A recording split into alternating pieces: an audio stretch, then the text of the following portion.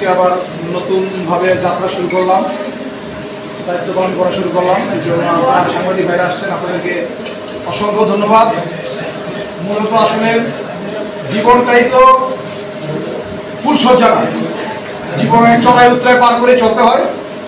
কারণ আমি মনে করি এটা part and parcel of political life. Political life সবসময় তো গ্রাফটা আসলে একরকম থাকে না, কোনো সময় একটু থাকে 30-তে, কোনো সময় 60-তে, কোনো সময় 100-এ, আবার কোনো সময় 0-তে। আসলে আমাদের এই পলিটিক্যাল লাইফ, আমি চেয়ারম্যানের বাইরেও আমি একজন পলিটিশিয়ান। যেহেতু রাজনীতির মাঠ থেকে আমি উপজেলা ছাত্রলীগের সাধারণ সম্পাদক থাকা অবস্থায় আমি চেয়ারম্যান হয়েছিলাম, দেওয়াল ঘুরে নিয়ে, পরে 2বার নৌকা নিয়ে হয়েছি। তো আমি আসলে চেয়ারম্যানের বাইরেও আমি রাজনীতিবিদ।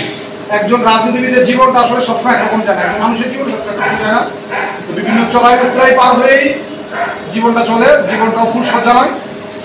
তবে যেই 2টি ঘটনায় আমার মামলা হয়েছিল, আমাকে আসলে মোবাইল ট্রেকিং করে দেখা হয়েছে।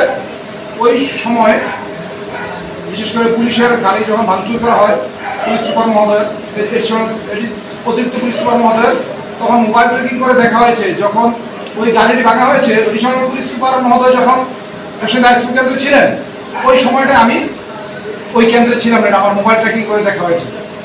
তো সেই জন্য বাকি অবশ্য এটা আসলে কোর্টের বিষয়, কোর্টই এটা প্রমাণ করে দেখবেন।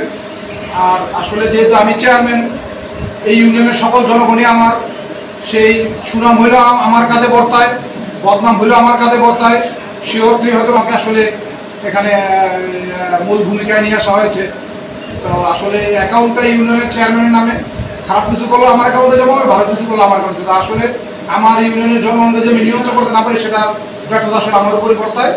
আর বক্তব্য না বাড়িয়ে আজকে আপনারা সকলে এসেছেন এবং আজকে নতুনভাবে আবার নতুন করে দায়িত্ব পালন করা শুরু করলাম।